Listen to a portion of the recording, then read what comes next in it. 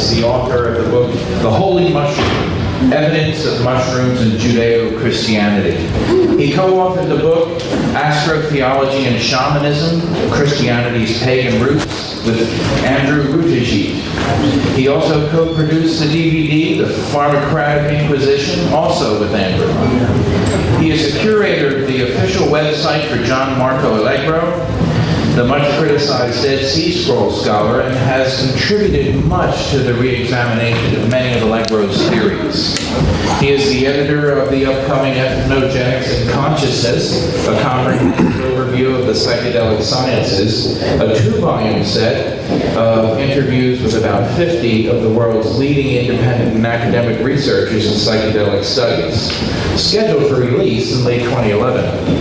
Jan hosts the popular Gnostic Media podcast at www.gnosticmedia.com, a show that focuses on utilizing the ancient classical 7 liberal arts of the Trivium and the quadrivium: grammar, logic, rhetoric, math, geometry, music, and astronomy, bringing together both leading independent and academic researchers to discuss the ancient mysteries, education, politics, economics, and much more. Ladies and gentlemen, Mr. Jan Irvin. Thank you.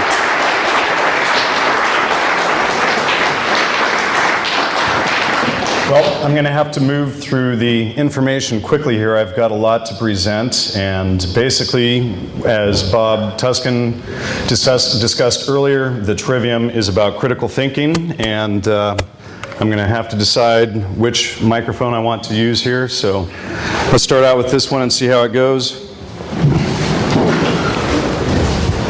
And that is not clicking forward here. There we go. Okay, why are we here? Part 1. Literacy is a form of slavery until a systematic form of critical thinking is practiced by the reader. Now, many people may be offended by that statement, but we'll be quickly going into why that is so. There we go. Maybe I need to stand. Is there... Let me replace the battery. Like that.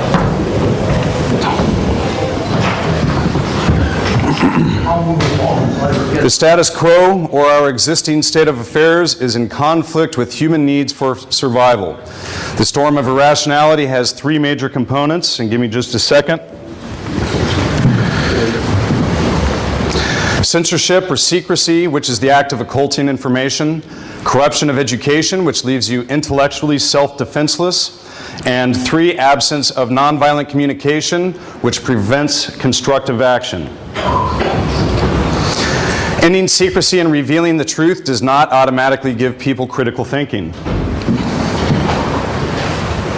Providing intellectual self-defense does not automatically prevent censorship, nor does it teach how to communicate. Learning how to communicate does not end in secrecy, nor does it provide critical thinking. So let's begin by defining 13 simple concepts.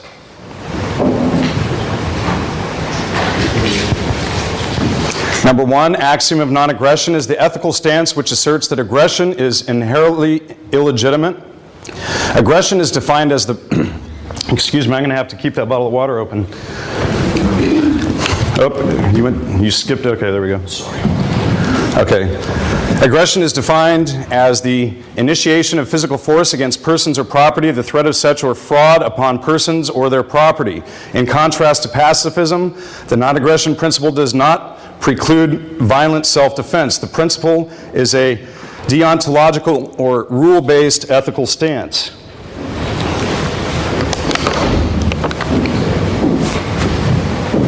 Education to bring about, to extract, to provide a form of, to produce from a state of occultation, or in other words, to take out of the hidden.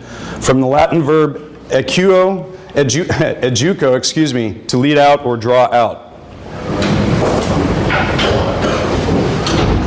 Occult from the Latin verb occulto, to hide or to keep secret. Therefore, education is the process of unocculting reality. Autonomy from ancient Greek, autos, self, and nomos, law, one who gives oneself, their own law, is a concept found in moral, political, and bioethical philosophy. Within these contexts, it refers to the capacity of a rational individual to make an informed, uncoerced decision. Government is derived from the Latin word gubernare, a verb meaning to control, combined with mente, a Latin noun meaning mind. Government means to control the mind. Cybernetics from the Greek, kybernetes, is a steersman, a governor, pilot, rudder, the same root as government, a broad field of study which includes equations to control human behavior via language. In other words, if the purpose of government is to control the mind, cybernetics would be the instruction manual on how to control your mind. And this will mean more when we get into Norbert Wiener in probably about 20 or 30 minutes. Conspiracy from the Latin verb conspire. To conspire is the act of occulting information in order to prey on those who have been denied access to the same set of useful information.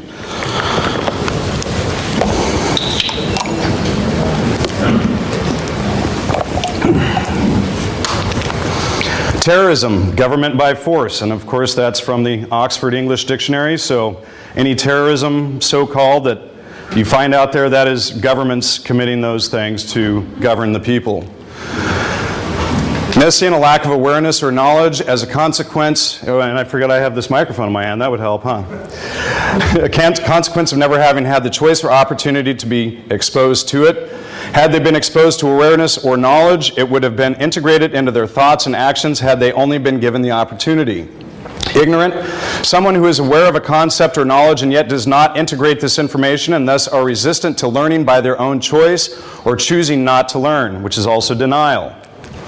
Liber, this is a very important concept that everybody needs to get familiar with. Liber is the Latin word for book, and it is also the word for freedom, and thus the root word of liberty. That's where we put books in. We put them in libraries, libraries. Reading books provides the road to cognitive liberty and freedom. Nonviolent communication, observing without judgment. We process our feelings and identify mutual needs whereby we can communicate in order to meet the needs of all parties. And thanks to Jose here for turning me on to Dr. Marshall Rosenberg's work. If the word government literally means to control the mind, wouldn't learning how to control your own mind negate the opportunity for external government? It is a simple act of asking questions which illustrates Achilles' heel of the control system. You can condition animals, but if humans ask questions, they can learn their way to freedom. The absence of government is anarchy, not autonomy. Absence of someone else controlling your mind does not automatically give you critical thinking, so it's more logical, reasonable, and rational to learn how to learn anything for ourselves and thereby becoming autonomous, which is what Bob Tuskin talked of this morning, whereby external mind control or government is no longer necessary. Government to control the mind is a form of aggression when it is used against your consent. Top secrecy is a form of aggression as it denies you the opportunity to make an informed choice. 16 million documents were made top secret by our government here in the US last year. Top secrecy is occulted information. Information is power. The occulting of information creates a differential in power. The information gap is the power gap. That one's a little small there. The wealth gap, etc. Does the superclass which runs the world have superpowers? They do, in a sense. Their superpower is to have access to a systematic method to attain certainty, while at the same time denying you access to the same liberating tools. The purpose of this lesson is this lecture is to transfer superpowers of the non-elected rulers to you, so that you understand exactly how they manipulate information and do mind control, whereby you can inspect, validate, and install your own superpowers of learning. And after you leave this lecture, you should be able to, empower others. Without access to the occulted information and the intellectual toolkit to allow you to take actions with certainty, it is a rigged game ensuring consistency, satisfaction, and order for those who occult the information. And uncertainty, fear, confusion, and chaos for those without access to the information and tools of learning. Without learning to outgrow our current situation, many of us react emotionally and cannot outthink our reactions, devolving our state of responsibility to that of our fight or flight, powered by adrenaline. Emotions are not a valid method of attaining knowledge, and we tend to panic instead of responding to the unknown with observation, logical thought, and informed action to make it known. Who is doing this to us? Polymaths who possess rationality without emotion. Many groups have espoused this obsession to control the lives of others. Atonists, eugenicists, ego worshippers, they all support controlling you via the censorship and manipulation of information, aka the scientific dictatorship, wherein information is used to control rather than liberate you. Examples illustrating the idea of scientific dictatorship. Edward Bernays, who was also discussed this morning by Bob. The conscious and intelligent manipulation of the organized habits and opinions of the masses is an important element in a democratic society. Those who manipulate this unseen mechanism of society constitute an invisible government, which is the true ruling power of our country. We are governed, our minds are molded, our tastes formed, our ideas suggested, largely by men we have never heard of. This is a logical result of the way in which our democratic society is organized. Vast numbers of human beings must cooperate in this manner if they are to live together as smoothly functioning society. In almost every act of our daily lives, whether in the sphere of politics or business, in our social conduct or our ethical thinking, we are dominated by the relatively small number of persons who understand the mental processes and social patterns of the masses. It is they who will pull the wires which control the public mind. And that is from the very first paragraph in Edward Bernays' book, Propaganda. Walter Lippmann. We have learned to call this propaganda. A group of men who can prevent independent access to the event can arrange the news to suit their purpose. In order to conduct a propaganda campaign, there must be some barrier between the public and the event, like 911, for instance. Access to the real environment must be limited before anyone can create a pseudo-environment he thinks wise or desirable. B.F. Skinner, the creator of the famous Skinner box that they would put rats in to do tests. And give me a child and I'll shape him into anything. Bertrand Russell. Education should be aimed at destroying free will so that after pupils have left school they shall be incapable throughout the rest of their lives of thinking or acting otherwise than as their schoolmasters would have wished. Norbert Wiener, author of Cybernetics. As I have already hinted, one of the directions of work which the realm of ideas of the Mercy meetings has suggested concerns the importance of the notion and the technique of communication in the social system. It is certainly true that the social system is an organization like the individual that is bound together by a system of communication, and that it has a dynamics in which circular processes of a feedback nature play an important part. This is true both in general fields of anthropology and sociology and in the more specific fields of economics, and the very important work of von Neumann and Morgenstern on the theory of games enters into this range of ideas. On this basis, Dr. Gregory Bateson and Margaret Mead, and those of you who may remember the famous quote, "Never doubt that a small group of people can change the world. Indeed, it's the only thing that ever has." She's not talking about you activists out there, people. She's talking about the elites and how they were a small group of people was creating ideas to control the masses for their own gain. I can't tell you how many hippies I've seen with that sticker. Let's see. Have urged me in view of the intensely pressing nature of the sociological and economic problems of the present age of confusion to devote a large part of my energies to the discussion of this side of cybernetics. Aldous Huxley, and he wasn't one of our guys either. A real efficient totalitarian state would be one in which the all-powerful executive of political bosses and their army of managers control a population of slaves who do not have to be coerced because they love their servitude. That's exactly what the corporate media, marketing, PR society that we live in is today. To make them love it is the task assigned in present-day totalitarian states to ministries of propaganda. The CFR, Council on Foreign Relations, is a PR organization. Newspaper editors, school teachers, the greatest triumphs of propaganda have been accomplished not by doing something, but by refraining from doing. Great is truth, but still greater, from a practical point of view, is silence about truth. And part 2, the secret of secret societies. There are many artifacts which illustrate that the craft of masonry is much older than its public eruption in Great Britain in the 1700s. The Wood manuscript, circa 1610, begins by proclaiming that masonry has always been associated with grammar, rhetoric, logic, arithmetic, geometry, music, and astronomy. And I'll point out that that presentation is actually out of order, which is very important for all of you to realize. It is always grammar, logic, rhetoric, arithmetic, geometry, music, and astronomy.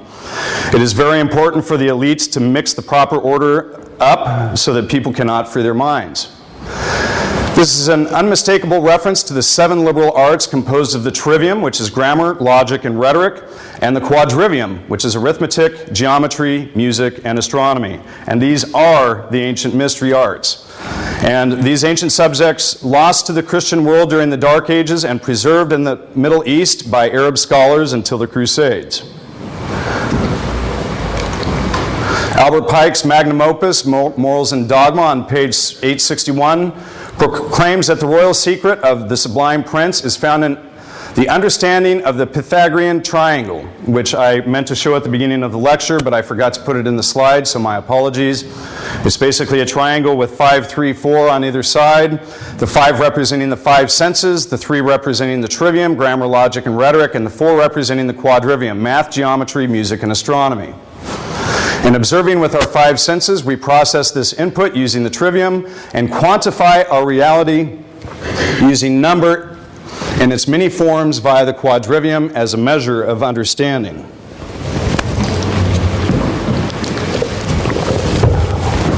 Morals and Dogma also brings to mind the Masonic Credo, order out of chaos, allegedly a metaphor illuminating the source of Masonic power and their ability to create chaos out of which they can maintain control and assert order. Learning is the process of establishing order over chaos, or the method of transmuting chaos into order using the 3 steps of the trivium. The method of transmuting order out of chaos is only evil if it is held by one side and used against the other. This is the consequence of occulting of useful tools of learning. By reintroducing these concepts to those who are not in the secret societies and thus under no oaths of secrecy, we can effectively dissolve the power which the non-elected rulers use to assert their control over the masses, one mind at a time, without violating anyone's free will. The esoteric message of the symbols and words used by the perfectibilists, better known as the Illuminati, render even more interesting discoveries of learning. The owl represents a predator that can see in the dark while you cannot, referring to the fact that those in the society can see occulted information while you cannot. The triangle represents the Trinity, or 3-step process of systematic learning, and the quote, per me caesi vident, which that's bad slaughtering of Latin, which translates to, through me the blind become sighted. Likewise refers to the process of learning, a process which, if not shared equally, can be used as a weapon giving great power to the few and used to control the many. If the word light is derived from lux, might the process of shedding light be equated to unocculting of information, learning, or education? Might someone in the past have sought to cloak the power of learning by making others without access to the tools of learning to think that it is evil or even an adversary, so as to use fear to prevent others from making meaningful discoveries and sharing knowledge with others? That might begin with the reason for the reason why our most precious natural resource, our ability to develop our mental capacity, has been subverted over the past centuries. Now that we know that A, there is a method to learning anything, and B, that the method has been occulted and held as a primary secret of the secret societies because they can prevent you from learning likewise, giving them a favorable advantage in power differential or leverage.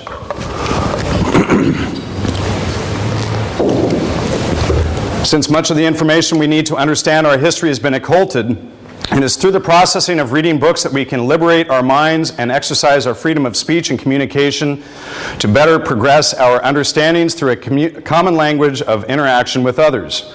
This is the process by which as individuals we help each other to free our minds. All learning begins with an observation, and if our curiosity is healthy and hasn't been poisoned by our questioning of that observation, leads us to learn our way forward by asking substantial questions and finding valid answers. Is there a relationship between the quality of our judgments or decisions and the quality of our lives? If you observe that there is a direct relationship between the quality of your judgments and the quality of your life, then the question becomes, what is the method by which you can improve the quality of your judgments and decisions? Simply to undermine your ability to make quality decisions and accurate judgments, this is done by occulting information, secrets which are protected by oaths and other forms of coercion. If the status quo is fueled by our poor judgment, and simultaneously the status quo is in direct conflict with human needs of survival, might improving our ability to make quality decisions and accurate judgments resolve the ongoing conflict? What is the biggest threat to the ruling class? Are they genetically superior than us? What do they do out there that makes them better, wealthier, have more information than the rest of us? Or have they been provided with, with tools to attain a higher level of perspective, thus making them our intellectual superiors through the occulting of information and corruption of public education? Might the method by which one learns how to learn anything for oneself, autodidactics, as Bob mentioned this morning, anything for oneself, be the biggest secret? It is through our observation that knowledge exists and the observation that the occulting of information by one side creates an imbalance of power. This imbalance provides the opportunity for predators to create their own prey, to make slaves out of those who are not privy to the occulted or secret information. Whether it is the three-card Monte or shell game on a city street, or it's a Ponzi scheme being used to steal trillions from millions of people, those in the know who seek power through the occulting of information use this gap in knowledge to act as their fulcrum. The more secrets, the greater their leverage. How do you know if you're being fooled? Do you notice that sometimes honest people are providing information which is dishonest, not as an intentional attempt to deceive you, but rather because they have not validated that which they are attempting to pass on to you as quote-unquote knowledge? How can we attain higher degrees of certainty by learning how to discern fact from fiction? We can start by defining what is meant by knowledge. It can be said that we live in a symbolic world, and all knowledge is a function of how communities of knowers construe and manipulate symbols. Knowledge plays an important role in communication, as does logic, the combination of which equates to rhetoric, which pertains to the expression of knowledge, if this process is uncorrupted and remains in integrity within the law of identity. It is through this knowledge, or rather the ability to construe and manipulate symbols, that rhetoric is formed, and this is the process by which the polymaths govern. And in that realization, one might recognize the concepts which embody those who govern. All knowledge starts with observation through the five senses. This is the genesis of thinking, and as Bob quoted Erica Goldson this morning, if you're not thinking through a process, are you really thinking at all? This is the genesis of thinking as a process of identification to validate the contents which we store as memory. It has been said that judgment without observation is the epitome of ignorance, while observation without judgment is the epitome of wisdom. But why is observation without judgment so important? Because in order to reach a point of decision or judgment, one has to think as a method to get there. And observation is not the end result of judgment. Rather, it is the starting point for thinking to occur. What is thinking but an ongoing process of achieving identification and the process of inferring these identifications into a body of logically connected knowledge? Is the world governed by people who are our intellectual inferiors? Certainly not. What creates an opportunity for a con man to take advantage of his prey? Thinking is the process of asking the questions who, what, when, where, why, and how. We've all heard these. That's it. It's really simple. Finding valid finding valid answers whereby you can make an informed decision or accurate judgment.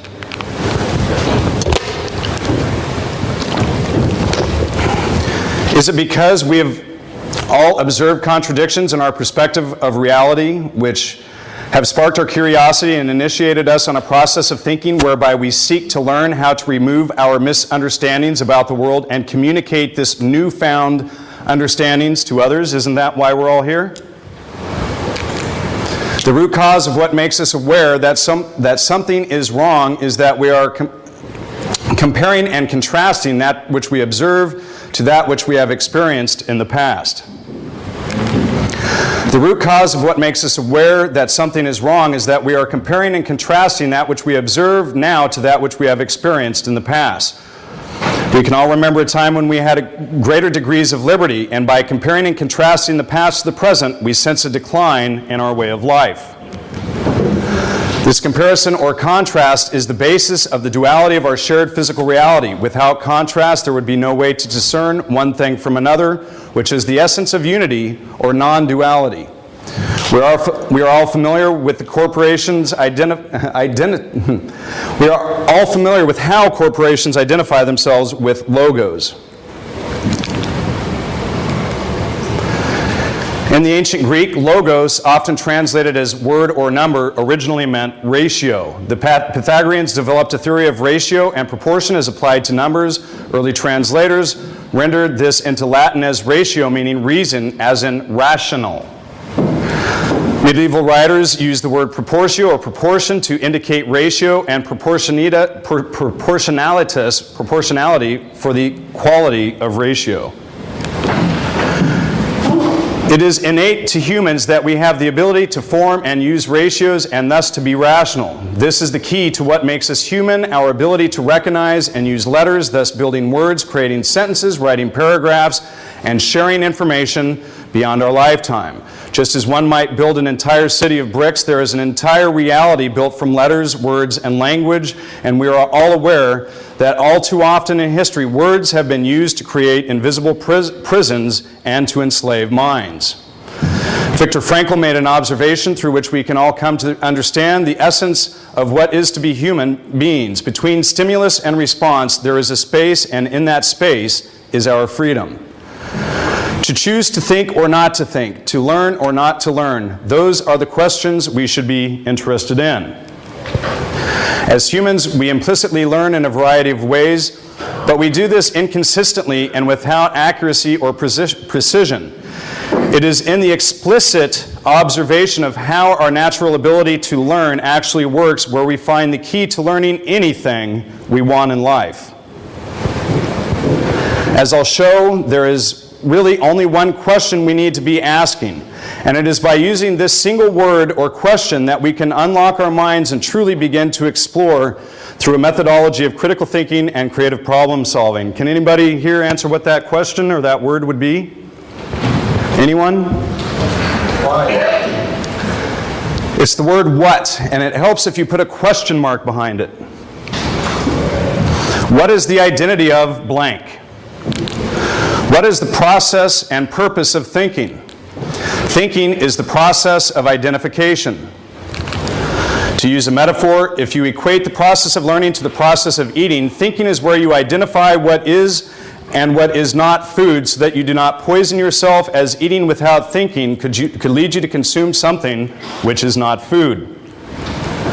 Thinking is a tool of survival and is necessary to humans who are volitional beings, meaning that there is a space to be filled in, and in that space we make our choices. What is the process and purpose of thinking? It starts when we question our observations and initiates a process by which we learn to answer our own questions. What is identity? The result of the process of elimination resulting in a non-contradictory label. It is in observing similarities and differences that we define a concept, and once defined, we label it. This is the process of iterating the genre, and differentia, or similarities and contrast, allows one to see a concept in focus.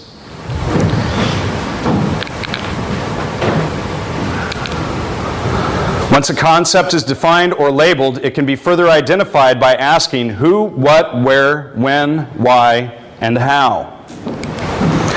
We all know these questions as the 5 W's plus how, questions which should be answered in a quality piece of journalism. But in reality, there is only one question, as I mentioned, asked in 6 different ways. Who translates as what is the identity of the person involved? What translates as what is the identity of the subject, concept, or topic involved? Like, this is the topic of the Trivium. My name is Jan Irvin. We're here in Philadelphia at the Ruba Hall. So now we have an identity without contradiction. Where? And I just answer that, Ruba Hall. Translates as what is the identity of the location or place? When? Now. What is the identity of the time? Why translates as what is the identity of the cause? How translates as what is the identity of the means or process?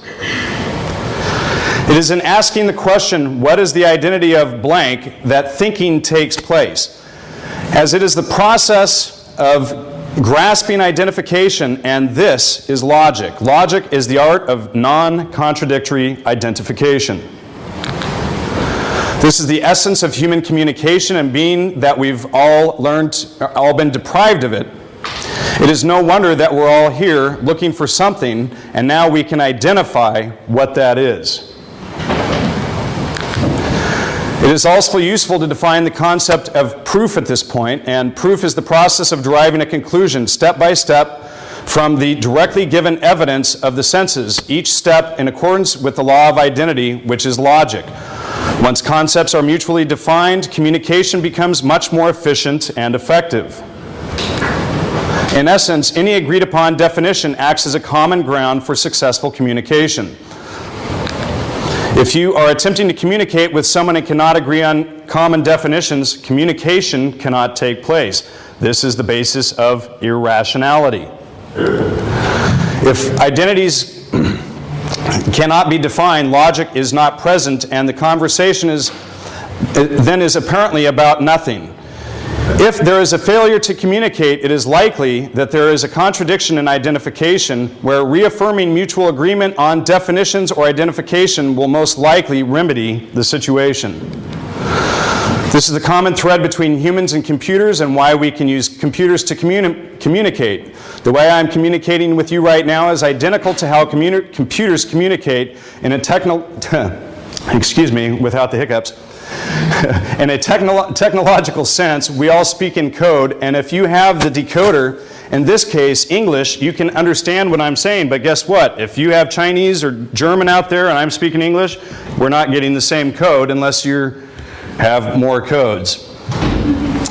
And even if you have to look up, you can understand what I'm saying even if you have to look up the words. A code is defined as communication between an encoder, a writer or speaker, that's me, and a decoder, reader or listener, the audience, that's you, using agreed upon symbols, in this case the English alphabet and English language and an English dictionary. The essence of communication, and this is by Claude Shannon, the source transmitter, and what happens, you get communication coming across this way from me to you guys, the audience. Then we have noise in the middle, like the sound of the fan in the middle there from the projector. That's a little bit of a noise source there. But the noise is what corrupts the signal, and basically that's when you go back and define the terms that you're using to communicate, making sure that you have clarity of signal. Nope. In 1948, Claude Shannon, an American polymath, published his paper, The Mathematical Theory of Communication, which earned him a place in history as the father of information theory. Shannon's work is how communication works is the foundation principle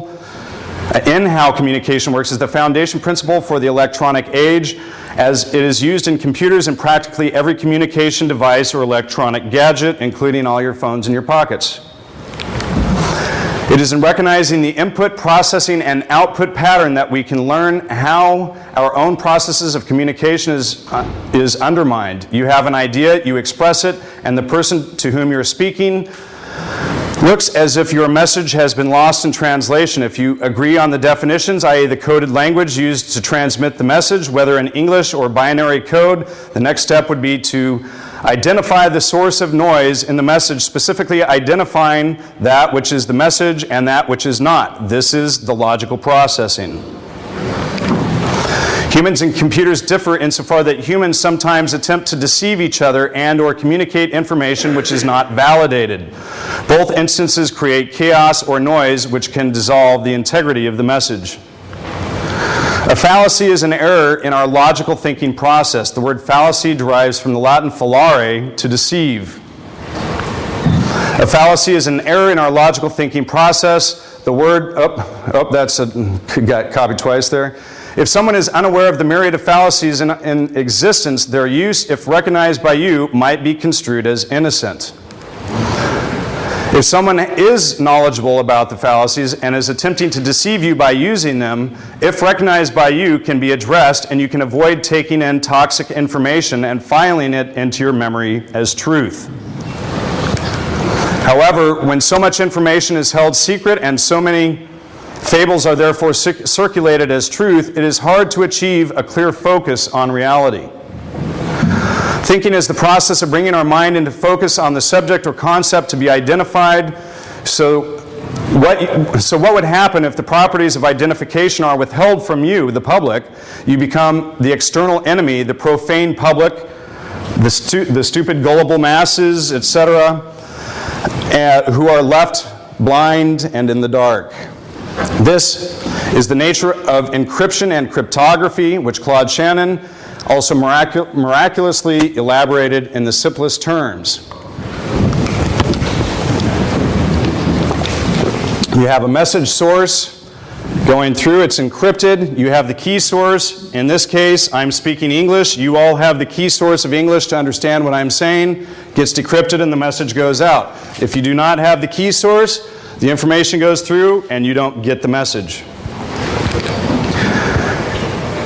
And Shannon also created communication of secrecy systems method, which occults information, the key source, denying someone outside of the secret society the ability to read the messages. This is useful to understand as it is access to the key which enables the rest of us to decrypt our reality. Yes, the occulting of information is the encryption of our reality, and this will enable you to see some of the understandings related in films like The Matrix. If the world has been pulled over our eyes, then education is the process of getting back to reality. In ancient Hindu, Ram is a word for God. Today in the 21st century, it refers to memory. Might these concepts be connected? This diagram illustrates the similarities and differences between you and your computer.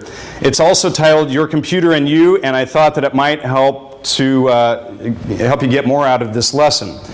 So up at the top, we have the awareness of fraud. We have a virus scan, awareness of virus definitions, spam filters, awareness of fraudulent identity, logic processor or process of identification, hard drive or memory or storage, an output device, DVD, email, etc., what you transmit on to others.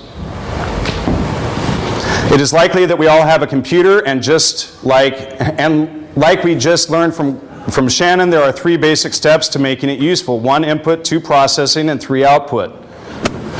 This cycle repeated consistently makes it a useful tool. Your computer, in the simplest terms, is a code or operating system which runs on a chip made of sand and stored as memory as rust on disk and might cost a few $1,000s.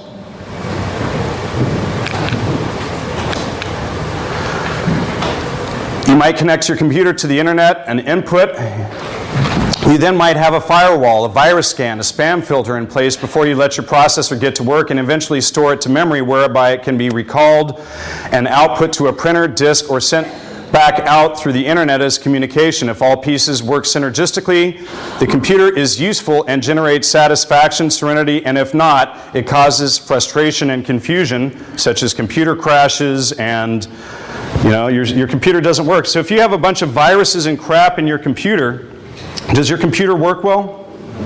Anyone? No. It's even more likely that we all have a brain. Some of you probably have computers, we all have a brain. And like we just learned from Shannon, there are 3 basic steps to making it useful: input, processing, and output. This cycle, when likewise repeated consistently, makes our minds a useful tool. And if we don't have a system, what do we have? We can get viruses, spam, all kinds of junk, malware. So here we are again. Awareness of force or fraud, the firewall, is critical thinking. Awareness of virus definitions. And if you have a virus scanner, if you don't update your virus scanner every day, is it able to see the latest viruses? Of course not. It has to have the latest virus definitions so that it can identify the viruses and remove them from logic. If you don't have a process of identifying the information going into your brain, you don't have any way of identifying or defining those issues. And then spam filter, awareness of how to find validity or valid identity. Logic processor, asking the 5 W's plus how. And then mind is memory or storage. Output, thinking, speaking, taking action. This is the output, me speaking to the crowd.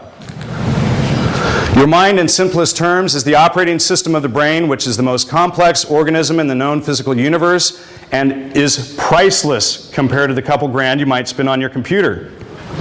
Your body literally can't leave home without it. So why do we spend all this money on virus scanners, spam filters, firewalls, all this stuff for our computers, and yet very few of us spend anything on our brains for the same reasons? You might have access to all 5 of your senses to observe and interact with the environment. This is the input. You then might have a firewall, an awareness of the observation that predators do exist. You might have a virus scan, which is an awareness of the fact that information lacking integrity can disrupt your ability to think and act. You might also have a spam filter, which is an awareness that some predators use false identities in an attempt to deceive you. Through the use of logical processing, asking the 5 W's plus how, these contradictions can be identified, thus allowing you to avoid the confidence scheme, as it only works if you're intellectually self-defenseless. At this point, you might store this validated information in memory where it can be recalled and output by thinking, talking, or doing. If all pieces work synergistically, the mind is useful and generates satisfaction and serenity. If not, it causes frustration and confusion. So the question is, given this information, why do we all seem to invest more in our computers than we do in the workings of our own minds? It seems we've been fooled into misprioritizing what is most precious and sold on a systematic form of undermining our right of self-determination through some very clever marketing, thanks to a few egocentric polymaths.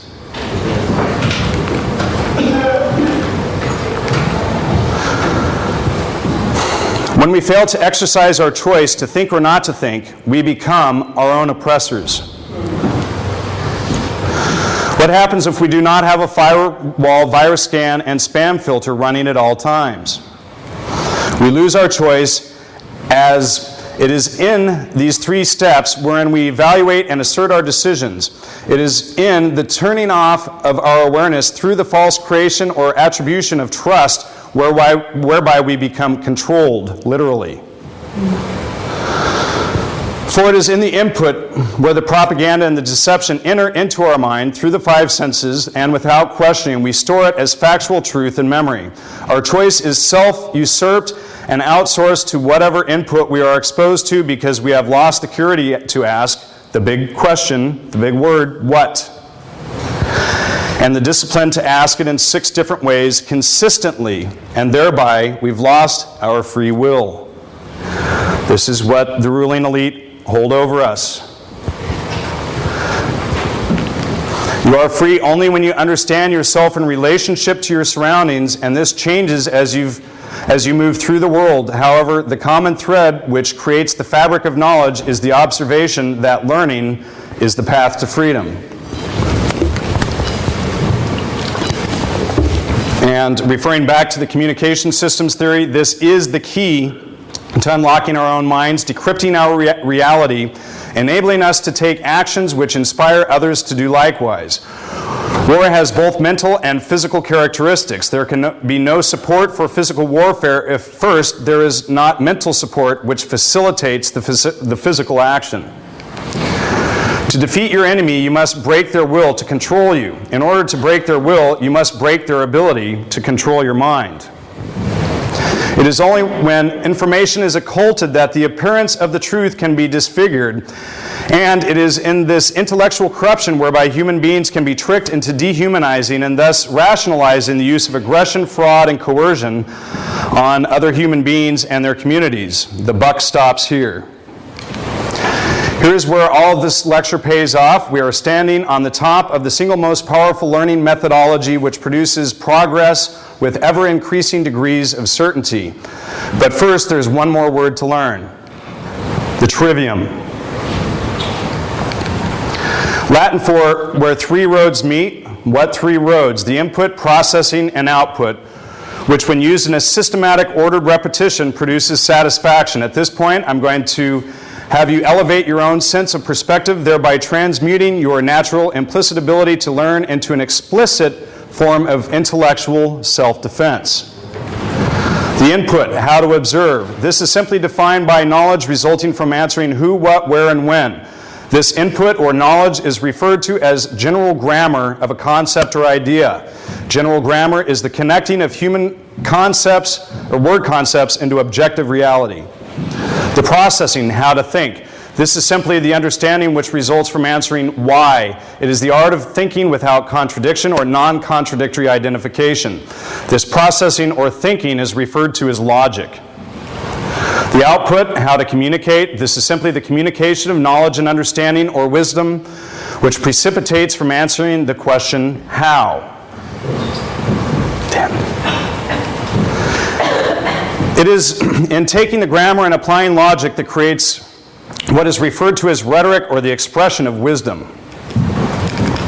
However, if an audience lacks intellectual self-defense and does not question the rhetoric they consume, they can soon be misled. This is why it is imperative that we, the people, become skilled in the art of using these three steps and this three-step process known as the Trivium method of critical thinking and creative problem solving.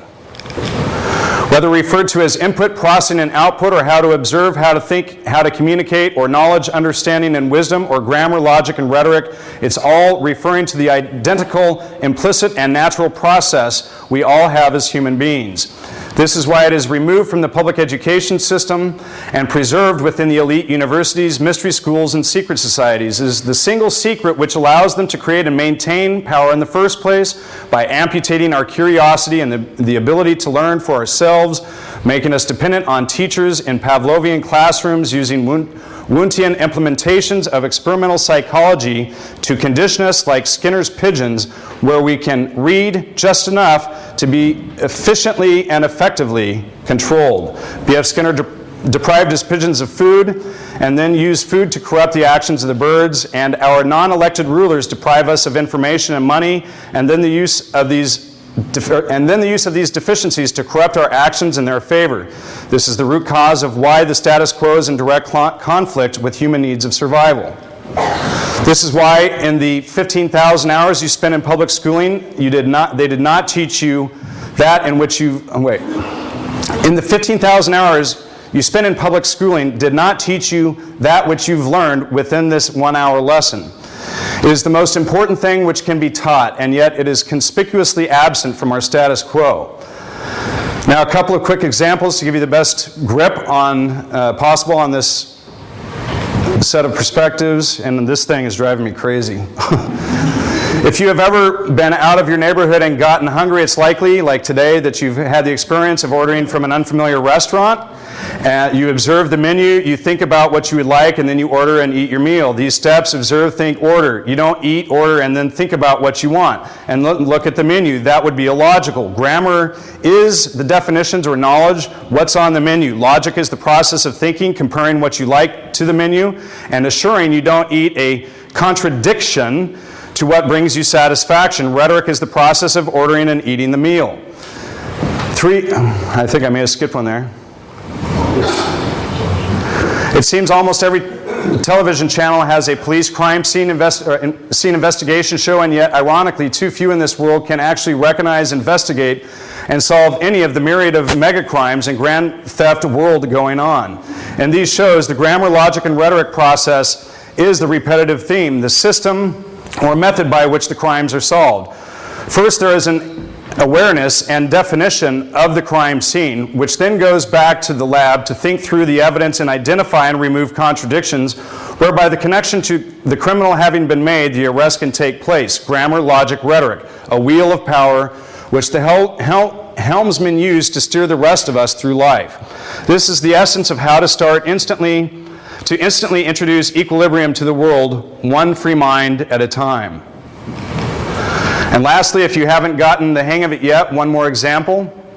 Everyone here has purchased a project which comes with an instruction manual. Every single instruction manual with integrity uses grammar, logic, and rhetoric, or the Trivium method to communicate the value of the concept, ideal product, etc. The individual parts are always first, defined and usually illustrated. This is the general grammar of the product.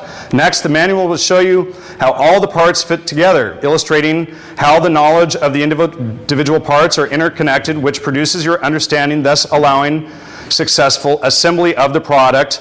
This is the logic of the product manual. And lastly, the instruction manual articulates how to properly use and troubleshoot the product, and this is the rhetoric.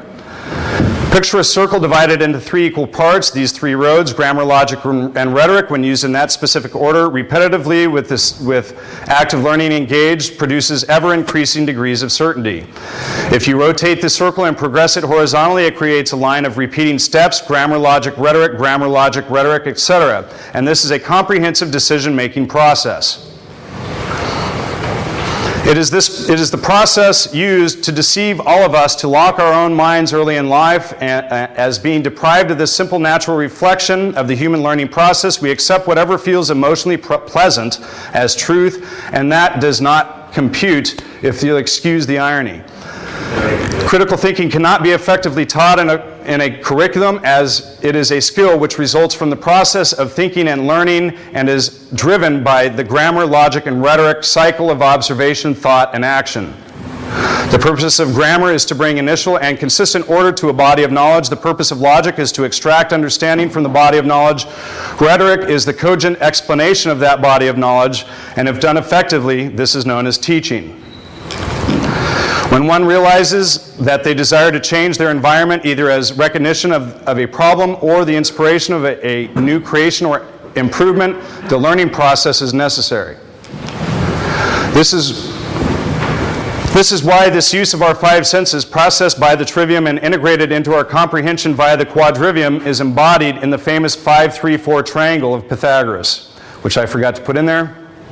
One of the requirements to enter Plato's Academy was knowledge of geometry, which refers to Pythagoras and the fact that if you don't know how to learn anything for yourself by asking substantial questions and obtaining valid answers, you cannot possibly contribute or benefit to a school which operates on the prerequisite of autonomy or self-governance. And in ancient times, students were taught the Trivium at home by their parents as a prerequisite before admission into the universities. Now you know why the secret societies, including the Brothers Masons and Illuminati, conceal this secret from the public, because any single person who understands what I'm saying or can learn to understand what I'm saying is now impervious to the control system. This learning process is a vaccination of information, inoculating you from predatory forces on this planet, specifically from those who use knowledge of how your mind works to undermine your thoughts, feelings, and actions. The hope exists In the simple fact that you can hear me, that you can work to grasp my meaning, and that with a little thinking, we can all begin to reflect the change we wish to see in the world, and thereby making this convergence of will a success long into the future. And problems cannot be solved at the same level of consciousness which created them.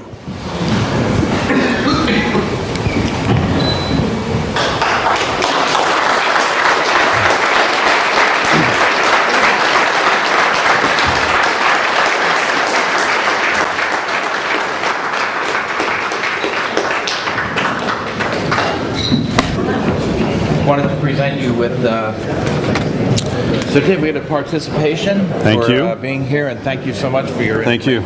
Appreciate it.